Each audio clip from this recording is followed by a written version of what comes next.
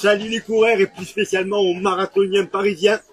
Le grand jour, c'est demain et je vais vous donner mes derniers conseils pour réussir la course parfaite. Tout d'abord, on revient sur un essentiel. Il est trop tard pour changer quoi que ce soit. Que cela soit au niveau de la tenue que vous avez testée, les gels que vous avez testés, l'allure de course. Vous n'allez pas devenir meilleur dans la nuit de samedi à dimanche. Donc tout ce que vous avez travaillé à l'entraînement, vous le conservez pour demain. Ceci étant dit, on passe à la journée de demain. Vous avez un horaire de départ sur votre dossard. Alors, je pense qu'il doit y avoir des départs décalés. Donc le but du jeu est de se réveiller 3 heures avant la course. Et de déjeuner, si vous déjeunez, la même chose que d'habitude. On ne parle pas de repas titanesques, hein. Mais pareil, c'est pas parce que vous êtes au resto et qu'il y a quelque chose que vous connaissez pas que vous allez le prendre. Vous gardez votre routine habituelle. Moi, ce que je vous conseille, tout d'abord, c'est de vous mettre en tenue assez rapidement et d'aller faire un petit réveil musculaire d'une dizaine de minutes, avant le déjeuner même. Ensuite, vous déjeunez, vous prenez vos cafés.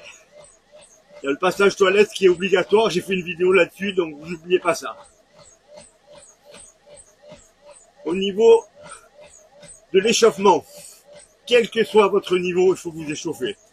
Donc moi, ce que je fais souvent, c'est que j'essaie de trouver un endroit où je suis à 3-4 km du départ, et je me rends au départ en courant.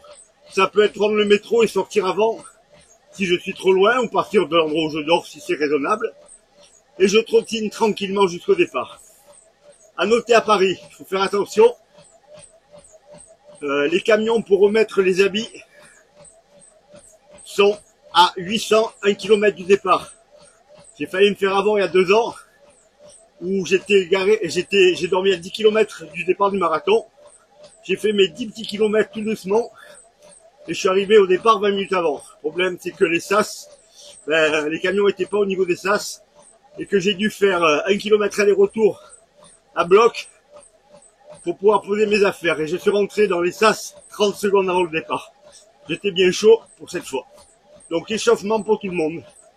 Comme je disais, un quart d'heure, 20 minutes de footing, 25 minutes. Pour les gens qui visent pas de chrono, tout doucement. Pour les autres, un petit peu d'accélération.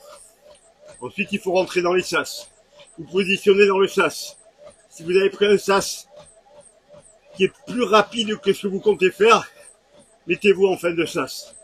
Inversement, si vous êtes trompé, que vous avez pris un sas beaucoup plus lent, mettez-vous à l'avant du sas.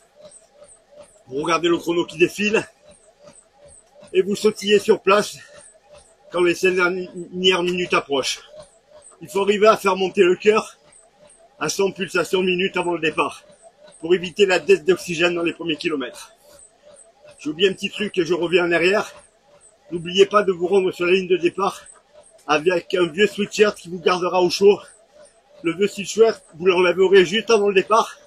Il y a des bacs prévus à cet effet et les habits vont à la Croix-Rouge en plus. Si jamais il pleuvait, n'oubliez pas le gros sac poubelle de 130 litres. Vous faites des trous pour la tête et pour les bras et vous serez protégé de l'eau jusqu'au départ.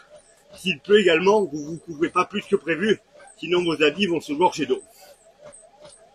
Voilà, il y a le compteur qui avance. La dernière minute, vous accélérez un petit peu vos sauts sur place, comme je vous disais, pour faire monter le cœur.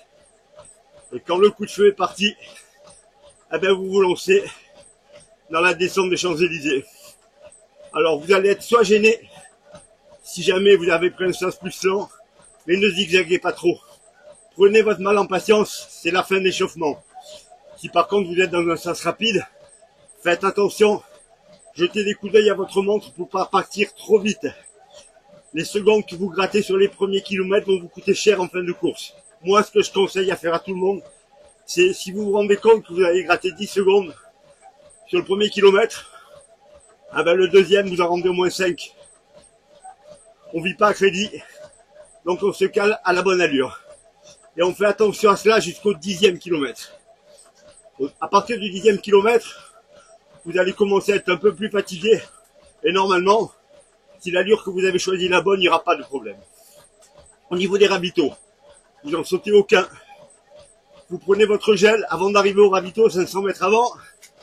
Vous le finissez au moment où vous passez devant l'eau. Vous récupérez votre gobelet ou votre bouteille et vous en buvez au moins la moitié. Ça, vous ne sautez aucun des ravitaux. Tous les 5 km, quelle que soit votre allure, ça devrait faire l'affaire.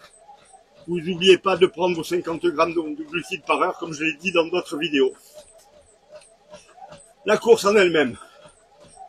Il va y avoir des moments difficiles et des moments d'euphorie. Et les plus difficiles à gérer, c'est les moments d'euphorie. Ceux où on se sent particulièrement bien, où on a envie d'accélérer. Alors hormis si on est dans les 2 derniers kilomètres, c'est les moments où il faut être le plus vigilant. Parce que là, vous pouvez faire d'énormes bêtises. Faites attention quand vous croisez vos amis, qui vous encouragent au bord de la route, ou si quelqu'un vous accompagne, de ne pas changer d'allure. C'est vraiment primordial. Gérer les moments d'euphorie. On n'accélère pas. On se force à ralentir. Puis il y a les moments où ça devient difficile. Ça arrivera forcément. Il faut les anticiper. Il faut savoir qu'ils vont arriver. Alors il y a 2 solutions. Soit vous êtes vraiment cramé. Et là, vous allez faire ce que vous pouvez. Mais si c'est juste et difficile, c'est normal. Vous êtes en train de courir un marathon. 42 km. Là, moi, ce que je fais quand ça m'arrive, je regarde mon allure sur la montre. Quand je vois qu'elle est bonne, je me dis, mais tu es nickel. Tu tiens, tu es fatigué, mais tu tiens. Et là, je bascule en mode guerrier. Et c'est beaucoup plus facile, ce moment-là, que les moments d'euphorie où on a envie d'accélérer. Il va quand même arriver un moment donné où ça va être de plus en plus dur. Le plus tard ça arrive, mieux c'est. Moi, ce que je fais dans ce cas-là, c'est que j'oublie que je cours un marathon et je me persuade que je cours des kilomètres. Et la seule chose qui compte dans la tête, c'est de faire le kilomètre qui arrive à la bonne allure. Je n'ai aucun autre objectif que basculer au kilomètre suivant en ayant réalisé le chrono prévu. Moi, je cours à 3,55 au kilomètre environ. Voilà, je me cale là-dessus. 3,55, 3,55. Et je pense plus du tout à l'arrivée. Et comme ça, on avance, on ne s'arrête jamais. On se dirige vers l'arrivée. Les derniers kilomètres à Paris sont un petit peu plus durs. Donc ça, pareil, il faut le prévoir. Il y a des bosses, il y a des tunnels, il y a des choses chiantes, mais vous êtes là pour ça. Quand ça devient difficile également, pensez à toutes les séances d'entraînement que vous avez faites et vous dites-vous que tout ça, c'était pour en arriver là, que vous avez fait le plus dur, que vous avez déjà passé 30 km et qu'il vous reste même pas 10 bornes à finir, peut-être 5 même. Et vous vous dites que c'est bientôt gagné. Quand vous passez le 40e kilomètre, ça commence à monter en vous, la sensation que ça va être réussi. Quel que soit votre chrono, vous savez que vous allez franchir la ligne d'arrivée. Vous êtes peut-être en train de pulvériser votre record ou juste de finir. Mais le plaisir sera le même sur la ligne d'arrivée. Préparez-vous à vivre des moments énormes. Levez la tête, regardez autour de vous, emmagasinez les images. Le dernier kilomètre, c'est magique. Ça y est, c'est fait.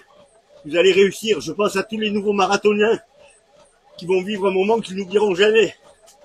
Dans mes coureurs qui sont à Paris cette année, il y en a 3.